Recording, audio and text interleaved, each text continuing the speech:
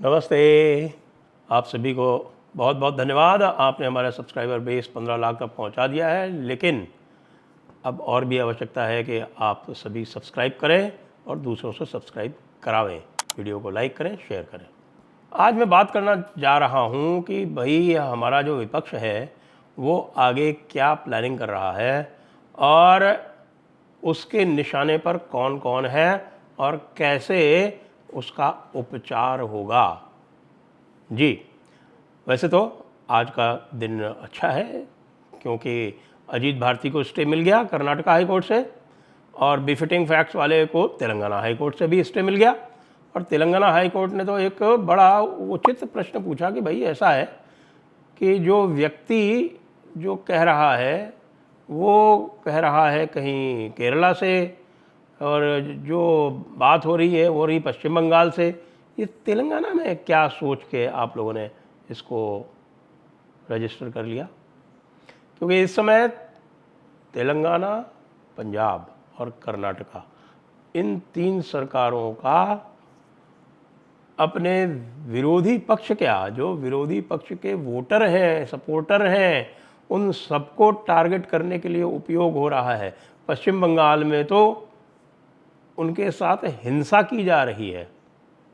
यह हमारे विपक्ष के, हमारे राहुल गांधी के, वो जो संविधान की लाल किताब आज दिखा रहे थे, आज वो जब मोदी जी शपथ ले रहे थे एज मेंबर ऑफ पार्लियामेंट, तो उनको वो लाल किताब दिखा रहे थे। भाई लाल किताब, लाल इश्तिहार, ये सब जो हैं या तो कम्युनिस्टों के हैं और या फिर इस्लामियों के हैं।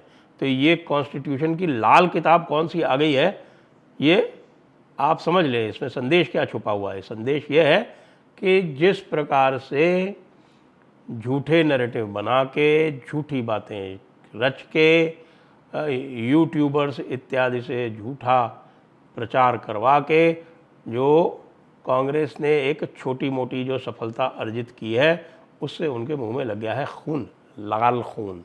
उसी लाल खून पे आपको वो लाल किताब दिखा रहे हैं, वही आपको वो लाल इश्तिहार बता रहे हैं। तो ये लाल किताब वाले जो नए, मैं ये कहूँगा कि लाल किताब वाले ये नव कांग्रेसी हैं। इनके झूठे नैरेटिव को काउंटर करने के लिए वैसे तो जो हमारे जैसे लोग हैं, जो दूसरे सपोर्टर्स हैं, ये तो लगे ही हुए हैं, लेकिन हम इसमें बीजेपी आईटी सेल की विफलता के कारण ये भी कह सकते हैं कि इस मामले में बीजेपी आईटी सेल पर कतई निर्भर नहीं रहा जा सकता। इसलिए भारतीय जनता पार्टी के लिए यह आवश्यक है कि वो तुरंत आरएसएस की शरण में दोबारा जावे। और कुछ आप करें या ना करें, आप ये कह सकते हैं भारतीय जनता पार्टी वाले कि भाई उनके तो 14 करोड़ सदस्य हैं, ऐसा ही बताते हैं, विश्व की सबसे बड़ी पार्टी है।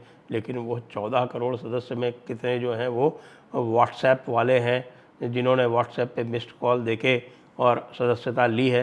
व्हाट्सएप मिस्ड कॉल देकर सदस्यता लेने वाले जो हैं वो ज़मीन पर उतर के काम नहीं करते, वो कड़ी धूप में पसीना नहीं बहाते, वो घर घर नहीं जाते। मैं आपको बताता हूँ, हमारे एक यहाँ पर आरएसएस का जो है वो एक वरिष्ठ अधिकारी संपर्क प्रकोष्ठ बना हुआ है।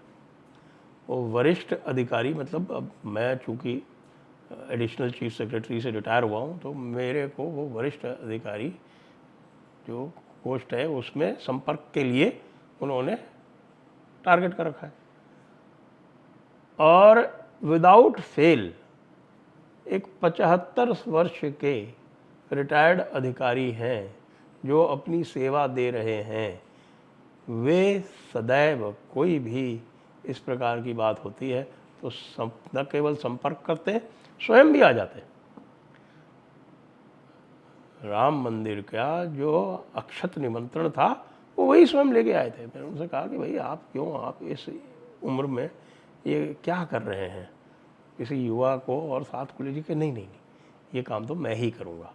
तो ये आप देख सकते हैं कि यद्यपि कह रहे हैं कि भाई 60 से 80 लाख जो हैं स्वयंसेवक हैं, वो भारतीय जनता पार्टी के 14 करोड़ से बहुत कम है।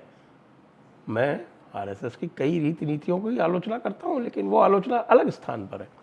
लेकिन जो स्वयं सेवक की जो निष्ठा है, जो स्वयं सेवक का डिवोशन है, जो स्वयं सेवक का डेडिकेशन है, वो एक स्वयं सेवक को भारतीय जनता पार्टी के 50 कार्यकर्ताओं से ऊपर रखता है।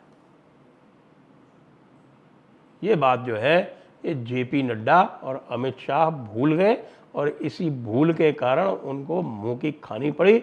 और उनके पास वैसे भी फीडबैक सुनते नहीं है आजकल। हमारे जो बड़े नेता हैं वो कहते हैं कि भाई जो हमारी एजेंसी ने बता दिया वो सब बिल्कुल सही है।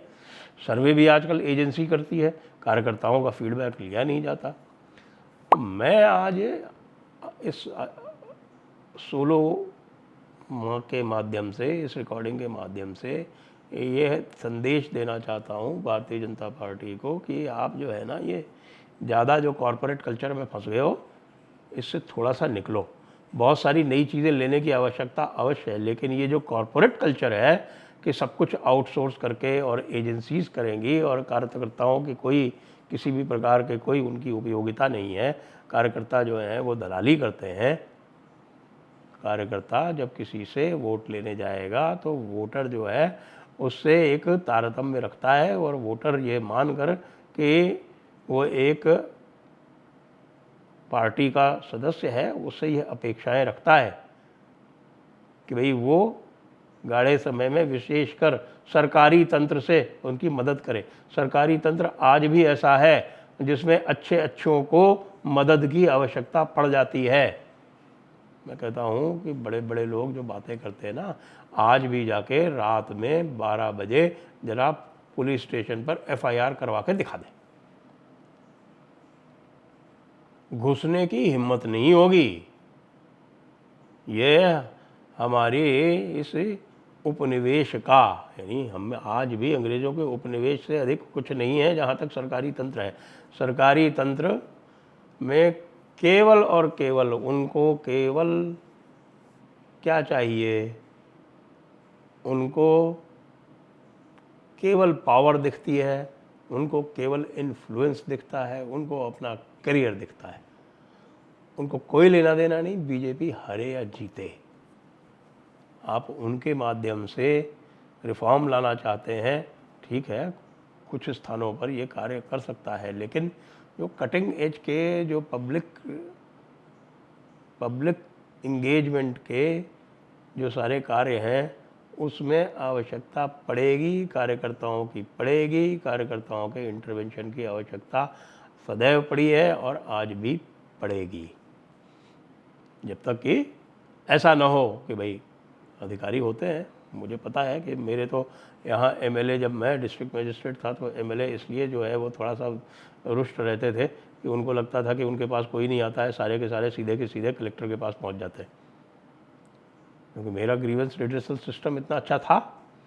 लेकिन सॉरी टू से आजकल के 90% अधिकारी जो हैं वो उस तरह का ग्रीवेंस रिड्रेसल सिस्टम नहीं रहते। सारे के सारे अपने पावर और करियर और ये देख के काम करते हैं कि भाई उनका हित साधन कौन कर सकता है। एक पुरानी कहावत है, एक बड़ी पुरानी कहावत है कि आपकी सभ्यता पता तब चलती है जब आप ऐसे व्यक्ति से किस प्रकार से व्यवहार कर रहे हैं जो आपके लिए कुछ नहीं कर सकता। इससे आपकी सभ्यता का पता चलता है कि आप सभ्यता में कहाँ हैं। और हमारा जो अधिकारी वर्ग है वो अत्यंत अहंकारी है, और साथ में यदि नेता भी अहंकारी हो जाए तो फिर पब्लिक का कोई ठौर नहीं रहता। उसके बाद फिर पब्लिक जो है वो उखाड़ देती है। तो फिर से यही कहूँगा कि ये जो राष्ट्रीय स्वयं सेवक वाले जो स्वयं सेवक हैं, उनके इतने सारे अनुषांगिक संगठन हैं, वो उनसे कार्य अवश्य लें, उनसे सहायता लें, उनसे अनुरोध करें।